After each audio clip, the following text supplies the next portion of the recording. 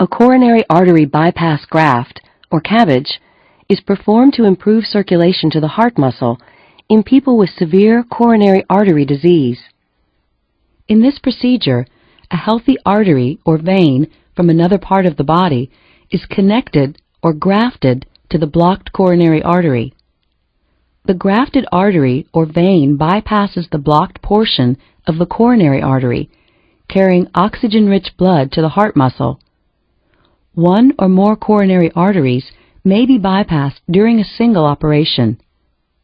Before the surgery, an intravenous line will be started, and you may be given a medication to help you relax. CABG procedures are done under general anesthesia, which will put you to sleep for the duration of the operation. A breathing tube will be inserted through your mouth and into your throat to help you breathe. A catheter will be placed in your bladder to drain your urine. Coronary artery bypass surgery generally takes 3 to 6 hours.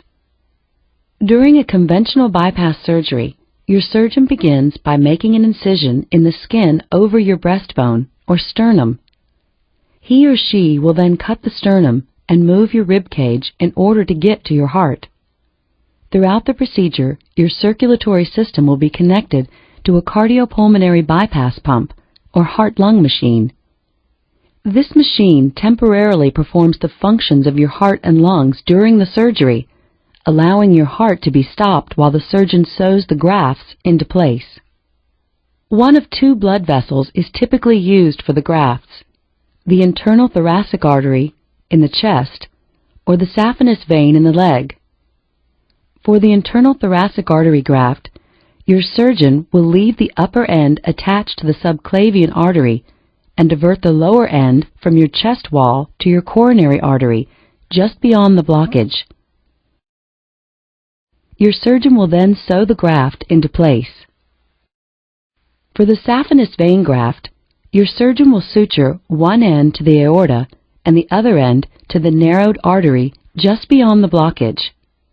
With the graft securely in place, your surgeon will use electrical signals to restore the heartbeat and attach a temporary pacemaker to the heart. Once your heart is again beating normally, the heart-lung machine will be disconnected. Your surgeon will wire the breastbone back together and suture the skin incision closed.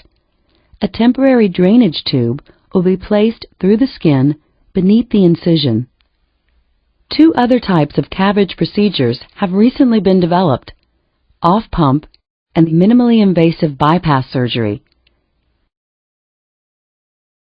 Off-pump CABG is also called beating heart bypass grafting because the heart isn't stopped and a heart-lung machine isn't used. Instead, a mechanical device is used to steady the part of the heart where grafting is being done.